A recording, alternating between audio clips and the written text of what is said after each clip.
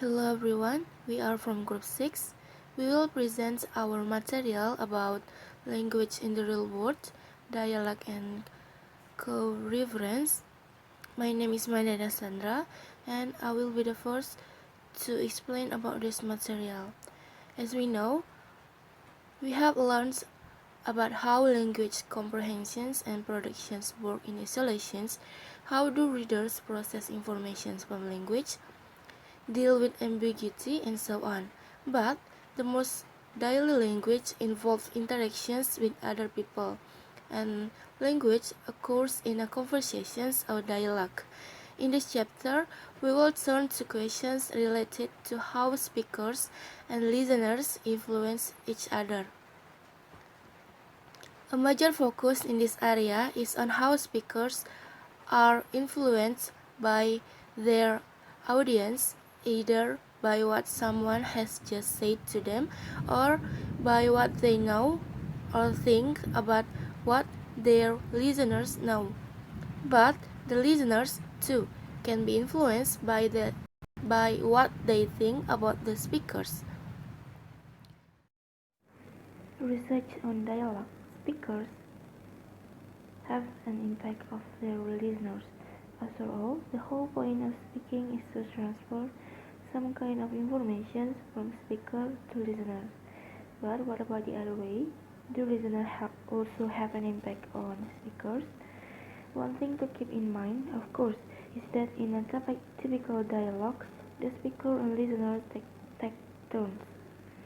And so the boundary between speakers and listener is thus somewhat fluid. Fluid. The term interlocutor is often used generally to participants in a dialogue, without specifying whether they are currently the speaker or listener. As we know, the usual goal of a dialogue or conversations is successful of communications. It can be deliver the ideas, informations, intentions, and so on. And so it would make sense that a speaker would pay careful attention to the need of listener and do things like avoid ambiguity and package information in a way that flags particular information as important or new to the listeners. In fact, speakers may well do these things, as we shall see, but they may not do them specifically to make their utterances easier for their listener. As we know, language production is not a simple thing, and so there may be things that speakers in unconsciously situations do to make their own productions easier and more fluent.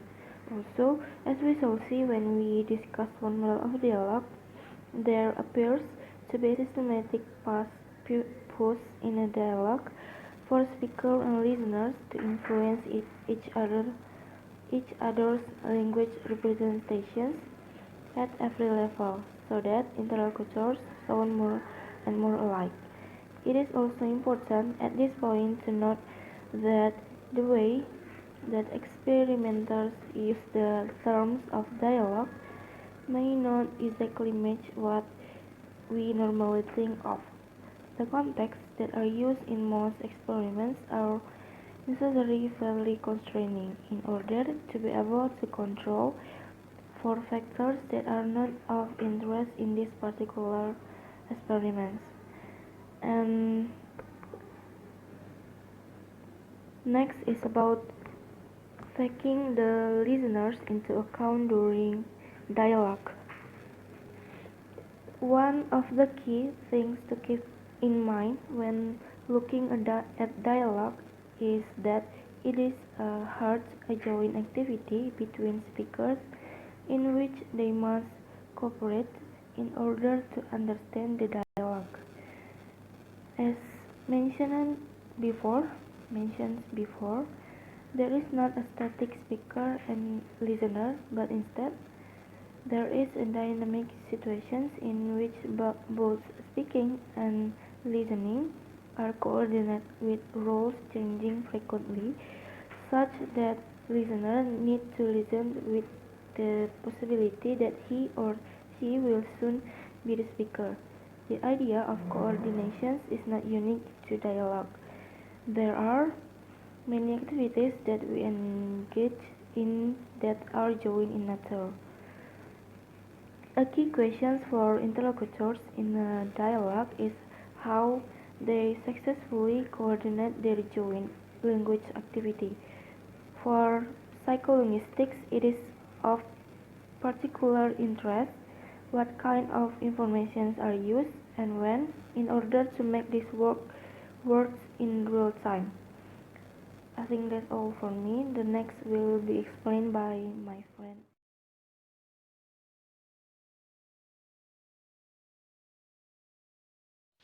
Assalamualaikum warahmatullahi wabarakatuh. My name is Elin Wahyuni. I'm going to continue this presentation. So my topic is about common ground and the egocentric speaker and also intelligibility. So as we know that our topic is about language in the real world, dialogue and co-reference. But our group only focus on dialogue, and it basically tells about how speaker and hearers influence each other in a conversation. I'm going to explain about common ground and the egocentric speaker first. So, as we know that common ground is a shared knowledge that speaker and hearer have in a conversation or dialogue. It's similar to context or topic in a conversation. For example, like if a speaker and a hearer talking about sport or talking about celebrity or family member, for example. These topics uh, are the common ground of their conversation. And to build a common ground in a conversation, so actually common ground can be built in a conversation if both speaker and hearer have mutual knowledge and also the same background knowledge. So when the speaker and hearer talking about sport or talking about celebrity or talking about science, for example, so it means that they have same background knowledge about those things and have mutual knowledge also about that. I'm going to give an example in common ground. So for example, as we know that Mania live in Mayang, right? And I live in Mandalo. Mania, she's quite familiar with some areas in Mandalo. So if she want to come over my house, then I tell her my address. It will be easier for her to find it because she knows some areas in Mandalo. If I tell her like this, I live in Valencia, the location is close to Unja, you only need drive a little bit forward and see the left side of the road after Unja and you will see Valencia's gate. So there you go, I live in there, like that. So it will be easy for her to find my house because she knows where is Unja, she knows where is Valencia, and she is familiar with Mandalo because she has some classes in Unja Mandalo. But it will different if I tell my address to a friend who doesn't familiar with Mandalo or even they don't know where is Unja, for example. So it will different for them because we are not in a common ground. We don't have same background knowledge about Mandalo. Okay, that's the first example. Another example, like if I tell Mania, okay, as we know that Mania and I are classmates, we are good friends, but we are not too close like me and Dia or like Mania with Aline, like that. But we are good friends. So if I suddenly tell Mania that my brother has new girlfriend, I think she probably will look at me with a strange look and say, "What did you tell me about that? I don't even know who's your brothers." And it's true, she doesn't know who's my brother. And if I tell her like my brother has a new girlfriend, it's kind of weird. It means that she doesn't know what I know, and it makes us doesn't have a common ground in our conversation. To start our conversation, we doesn't have any certain topic like a common ground in our conversation, so that conversation will not work. But if I tell my closest friend in class about my brother has a new girlfriend, probably our conversation will be built well because she knows who's my brother. So it can be called a principle in a common ground, that at least in conversation that have common ground, the speaker knows that the listener know what the speaker knows, and the listener knows that the speaker know that the listener know about what the speaker knows. So to make it simpler, like me and Dia, I know that Dia know who's my brother. She knows who's my brother. That's why I tell her about my brother has a new girlfriend. And she know that I know she knows who's my brother. So we like both of us know who's my brother, and we have same knowledge about my brother, and then we come with my brother has a new girlfriend, so this conversation can be built well because we have common ground in our conversation about my brother. So that's about common ground. Next is about egocentric speaker. So in a conversation, usually the speaker can be egocentric. So egocentric means that there is a tendency for someone to be concerned about all with their own values, beliefs, and well-being. So in a conversation, the speaker can take a role as the egocentric speaker. It means that the speaker concerned about what their beliefs, what their values and well-being. So the speaker tend to be prominent in the conversation and being the focus of the listener attention. This egocentrism could influence both participants, speaker and hearer. So an egocentric speaker is tend to be prominent than the listener in a conversation. But the listener also can be the egocentric listener in a conversation. It means that the listener also have their own belief toward the topics. So because the listener also has their own knowledge, also has their beliefs toward the topic that they're talking about, so the speaker have to be intelligible in speaking, in delivering their own knowledge in this conversation. So that's the egocentric speaker. The next is intelligibility. Intelligibility is the capability of being understood.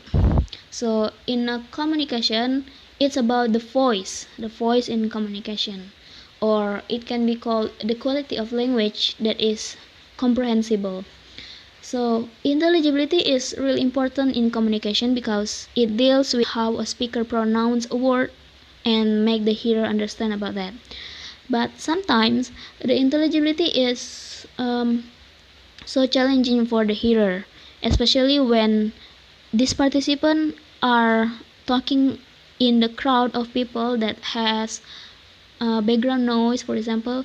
So one of the way to help hearer like understand about what the speaker say is, for example, like by reading his or her lips, reading the speaker lips, or the speaker have to speak louder. And there are two possibilities of the speaker that can be called intelligible in conversation.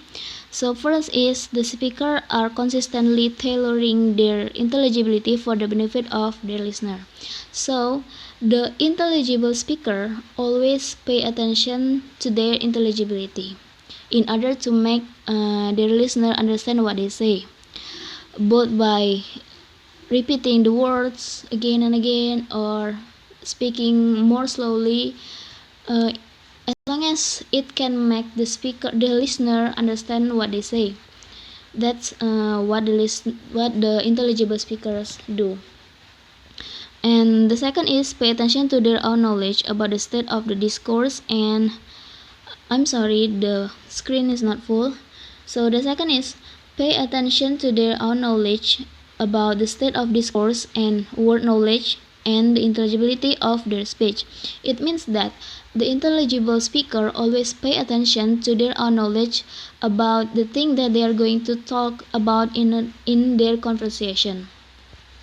So the intelligible speaker always try to make their speech intelligible, more intelligible, and pay attention to how the discourse, how the words, how the utterance supposed to be sounds or supposed to be spelled in a conversation, in order to make their listener understand what they say. Because if the speaker doesn't pay attention to this aspect, doesn't pay attention to their own knowledge, the speaker bisa kalah dari listener.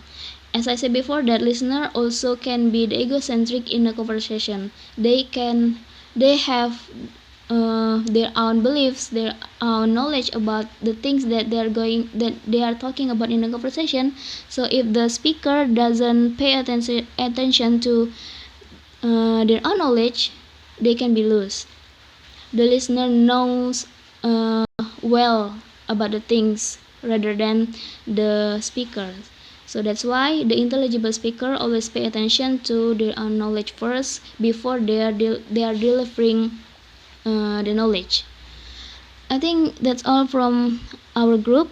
Thank you for your attention, and if you have a question, please drop it in our group chat in WhatsApp. Assalamualaikum warahmatullahi wabarakatuh.